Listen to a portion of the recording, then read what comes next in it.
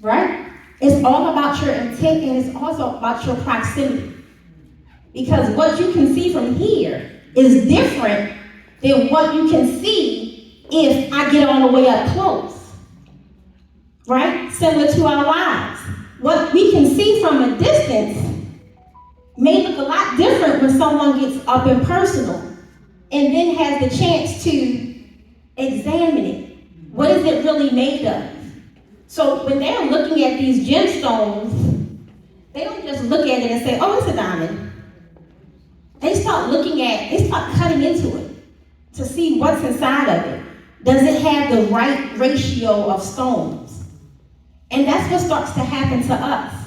When we say we are worthy and we believe these things and we say we're confident, well, someone will get close enough to you and say, she said she was confident and she had bossed this, but then when I get closer and start opening up some stuff, I see all kinds of self-sabotage and unhealed emotions and all these things that need to be worked on because internally it's not matching up with what was saying on the outside. But you can't get that from back here. That's usually the people that get close enough to you, right? Because it's easy for us to fake it from a distance. So when the appraiser is coming, they need proximity. They need to use what you said, that trained eye. They're looking, they want to hold it. Because if it's real, it's going to feel different. It's going to be a little weighty. If it's real, it's going to have a different kind of texture. I learned about pearls. There's something called a bite test, where if you want to know if a pearl is real or not, you're supposed to put it across your teeth. Because a real pearl is gritty, and the fake ones are smooth. But if you don't know that, you might just think because the price tag was high, it must really be. But do you know these stores and some of these jewelers can be crooks just like everybody else? And they will put the word authentic on something. They will put the word, whatever it is that is real or valid, and assume, especially in certain neighborhoods, assume that people don't know how to really test if it's real or not, because they will just think if it costs a lot of money, it must have been real. It's like gemstones. They can dye stones to make it look like they're authentic. But if you put a gemstone on your cheek or something, it's cold. I was coming to that next. I'm glad. Listen, heat. What does it feel like when heat comes to it? I want you to take everything that I'm saying about these gemstones and take it to your life. Because a real, authentic gemstone is going to feel cool. It's not going to feel hot. But when you have these synthetic jewels and these fake jewels, and you have a certain amount of heat on it, you'll feel it in the actual gemstone. Similar to what it means for us in our lives. How do we react to what's going on around us? If something happens to us, how do we feel? Is someone going to touch us and get burned? What are we radiating? Because people are looking to see if you are authentic based upon your composition on the inside, how you react to certain things. That's how people are appraising. Because remember, God has already predetermined your worth. This is not about are you worthy. This is about do you believe and walk in your worth? And do you recognize that everybody else is appraising you based upon your appraisal of yourself? That is the foundation for tonight. We talked about the pressure test, the bite test, and the appraisal. Okay. This is where we're going to go into the affirmation, because we talked about being rare, and I'm just supposed to be setting a foundation, so I don't want to go into some of the other lessons. Where we store something, how we package it, how we care for it, will give an external perception or an external proof of how much you value it. Where is the original Mona Lisa? Who knows? At the Louvre in France. It's in France. Paris. Paris, France. And if you wanted to see it, who knows exactly how it looks? It's so tiny. Here, hands up. It's small. It's small, it's roped off. What else? Behind some glass, can't touch it. How many reproductions of the Mona Lisa are out there? Can't even count, right? But when people, all these heist movies we watch, the one that just came out with Kevin Hart, when these thieves are about to steal something, wouldn't you just be like, why do you want to come steal this when you can just go get one of the fake ones? Why waste your time climbing through over walls and shooting people and doing all this crazy stuff for this picture? It's because they know it's what? They know it's valuable. They think it's worth the effort.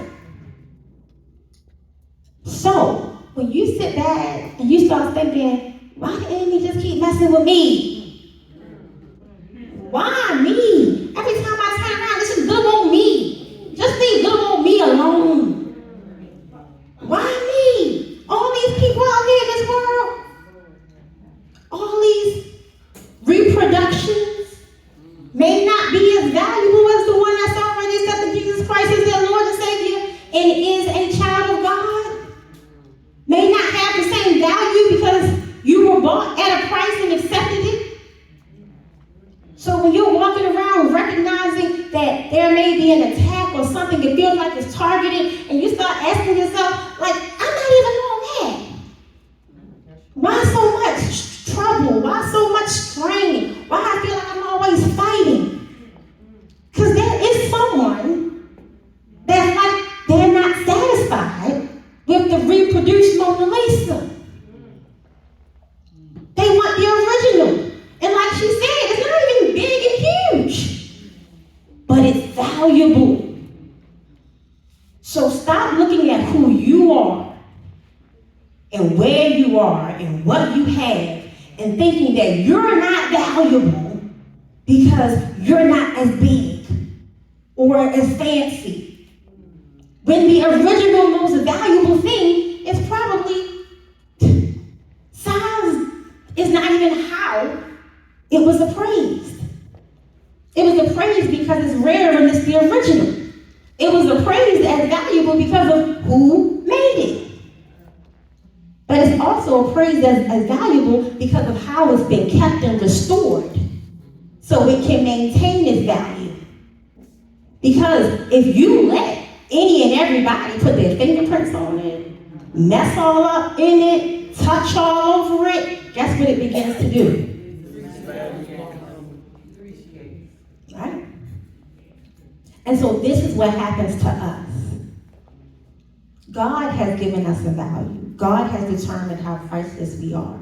But then we get fingerprints on us. We get mishandled. We get tired. And then we stop looking and reminding ourselves that maybe there needs to be a rope. Maybe there needs to be more intentionality about who comes into that lobby and in that space. Maybe there needs to be an internal decision that any and everybody doesn't get to see the original, doesn't get to have the proximity, doesn't get to have the examination, because everybody that's looking to see what you're made of isn't ready, capable, willing, or willing to try to put it back together once they done looked in it. But if you perceive your worth, if you perceive your value, if you perceive how much you cost, it'll be less likely, it'll be harder for you to allow people to treat you as if you cost $5 at the beauty supply store. So, this is where we're going to close. This is the affirmations. I want you to think about the most valuable thing you know. No, the most valuable thing you already own. You don't gotta say it out loud. If you own the house, if you own the heirloom piece of jewelry, whatever it is, I want you to think about that item, and then I want you to say, this is the interactive part, out loud. Nobody else has to hear it. Whisper it if you want. Say out loud how much you think that thing is worth in dollars. The most valuable thing you own. Okay. Now, I want you to think about how much you paid or how much somebody paid for it. Now I want you to think about the most valuable thing that you know of. So maybe you don't own it, but you saw it on YouTube. Like I Googled how much is the most expensive diamond in the world, right? It was like something $1 billion or 60 billion. How much is the most expensive house in the world? These numbers that we can't fathom. Now, the next time you are interacting with that very expensive thing that you own, because remember this is personal, I want you to start studying how you interact with it, how you expect others to interact with it, how you take care of it, how often you clean it, wash it, store it, how often do you take it out.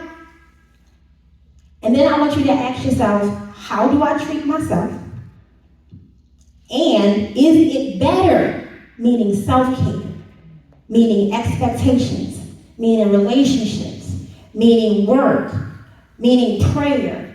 Is it better than this thing or these things that someone else has assigned value? So, if she perceives that she is worthy, then that means that you have to affirm